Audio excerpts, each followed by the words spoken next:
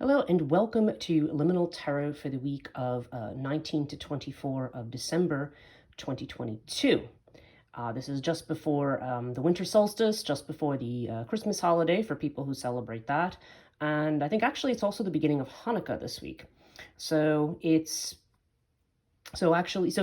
quite a bit going on. In fact, I should say it's the 18th to the 24th. I'm recording this on the 18th. So what our cards are for today, we've got a rather interesting message. Certainly, as you know, many people exchange gifts during this time of year. There's a whole lot in here about gift giving, but there's also a lot about letting certain things go, and about integrating certain things. And again, we're coming towards year end, so there's this sense of needing to let go of the past or integrate the material that you need to use.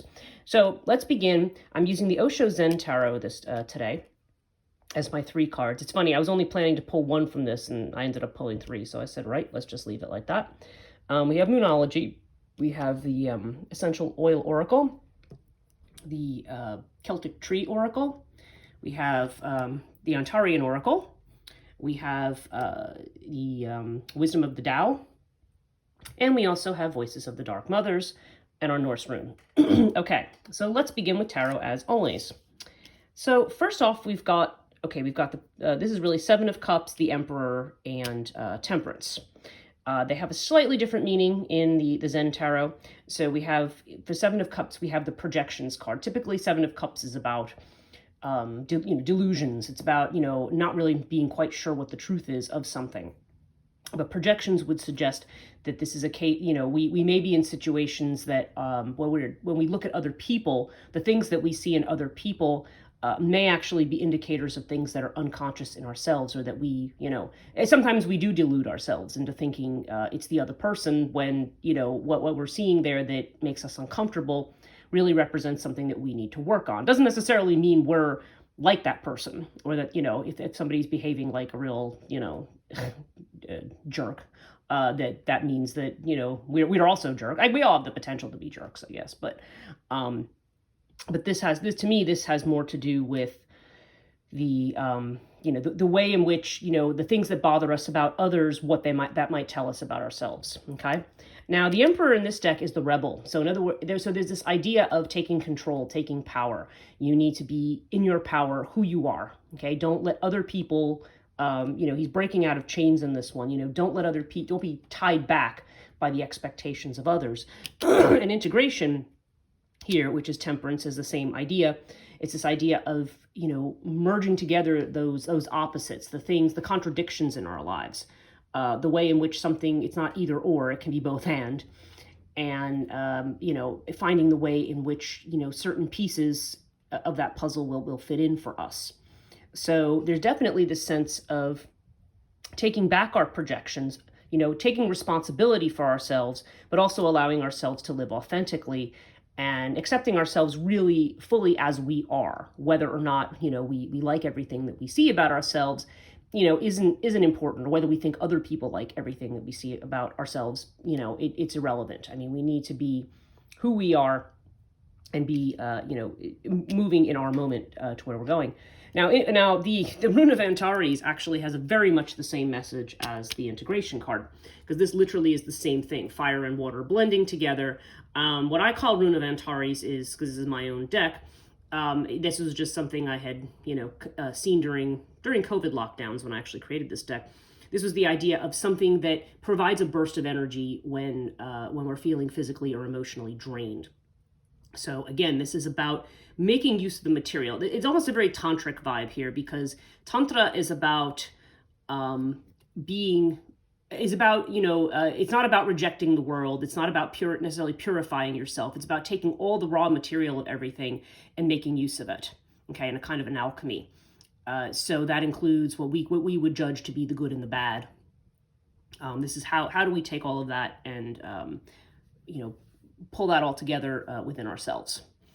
Okay, so looking at some of these other cards, the Essential Oil Oracle, we have turmeric, and we have the keyword of belief. Our trigger statement is it's too late. The true statement is I am free to believe. It says you're clearing away beliefs, energy, and memories that no longer serve you. so the necessary decisions can be made. Yeah, okay, so this is definitely fitting in with the theme of some other cards, which has to do with letting go of limiting beliefs, letting go of the ideas that it's too late for something, I can't do it. The Elder card in the Celtic Tree Oracle has to do with cycles. It has to do with the fact that we are at the end of a cycle and the beginning of a new one. And when you're in that kind of a space, there's always an uncertainty, because you want to cling to what's old and what's familiar, even if it's something that maybe isn't working for you anymore. But we all have a tendency to do that. So the Elder card is about the cycle. It's like, and because it reminds you that things do cycle. So, if you're at the beginning place and you feel like you've lost something, again, things are born and they die. We move into winter and then there's spring every time. So there's always this new start. There's always this new change. So Elder reminds us that it's the end of the year, and that part of that as we move into the solstice season. Obviously, if you're in the Celtic or the Irish mode of thinking, we're talking about Samhain as being really the end of the year, but most of us look at the solstice as kind of a new beginning point. Okay, so this is definitely a reminder that things cycle and that we are moving into a new space. We've got the rune Gibo here, and Gibo is the rune of partnership. It's also the rune of gifting. Okay, so this indicates a gift. This could be, and this also would indicate, it could indicate a partnership with somebody, but a lot of times it's also just about, focusing on your partnerships, whether it be your love partners, whether it be close friends, family, whatever it is. There's this idea of partnering and of gifting as being an omen for this week. So that's, that, as I said, that's very much in tune with what we generally expect from this time of the year. And again, related to that, the new moon in Virgo, a time to give rather than to take. So this is it's about giving. I mean, you might be taking as well, but the focus should be more on giving. And it's the new moon in Virgo. This is often also about, cleaning up those edges, changing our habits. Virgo a lot of times has to do with health habits, doing things that, will help improve our health overall, not just the physical body, but our mental state and, and everything else. So, and that a lot can be done though through giving and sharing, with others at this point in time, and focusing on that rather than just on, perhaps withdrawing into our own needs. There's definitely a sense of looking inwards, but looking outwards, but also, with that eye towards, towards what that means to you inwardly as well. Okay, now the Tao Oracle, we have the Caution card, the Goat card. And what this suggests is that there may be situations that are still unclear. So, if you don't want to make final decisions about certain things right now, it's perfectly okay. Sometimes we just have to wait to get all the information that we need. This card often shows up when somebody, is unsure of themselves. Maybe they don't need to be, but it is saying that, it's in the midst of all of this change and in the midst of this cleanup, it is okay to take a pause and not make any decisions about what's new yet until you feel comfortable that you have all the information that you need. Okay, and as it says here, this may not be the right time. So this may just be a time to, you're still integrating material. We're still working through all of that kind of stuff. So it's okay to hang back a little bit and let that process finish out before we do something else.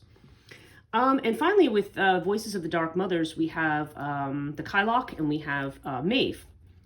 And so the Kylock has to do with the way, what we retain from the past, the way in which the ancestors are still alive, the way in which the past is still alive. And so, the way the bones are still alive, as it were. And so that has to do with, it's kind of a reminder that, there's a lot of things from the past that, it's perfectly okay to let them go, just because there is a lot of things in the past, including a lot of guilt, which is a lot of usually what we end up retaining from the past.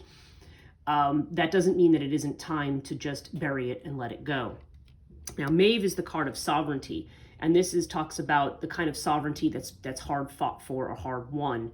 And sometimes we look ahead and we feel very discouraged. We feel like, the good life, the life that we had, the life that, we were closer and more invested in the land, more invested in where we were, may be gone or gone forever. back to the idea that something is too late, right? But Maeve suggests that, there is still something hidden there, something to still be attained. So, we just have to dig for it a little bit. So, so overall, this just strikes me as the overall theme of the week is, spend time being with others, spend time sharing with others. Again, this is the gift giving season, so this is about sharing. This is a good time to reflect and integrate material from the past. Let go of things that need to be let go of, but there may be other things that can be recycled, as it were. And it's a reminder here that that a new beginning does approach. That things, even as we experience losses, that doesn't mean that we don't have the opportunity again, for the empty cup to be full again, as it were. So so dig around for that treasure, as it were, for that gift, and work on I feel like everybody, both astrologically and in terms of what I see in the pattern of the readings, everybody's kind of working now towards their authentic self rather than following the script that we've always followed for years about what it means to live in this world, what it means to be successful in this world. So with that, the next reading I'll be doing will be on Christmas Day for people who celebrate that. Those of you who celebrate winter solstice, I wish you a happy solstice. I wish, and a happy Hanukkah to my Jewish friends, and to all those of you who might be watching who celebrate Hanukkah or Jewish. And so until Christmas Day, I hope you have a wonderful week.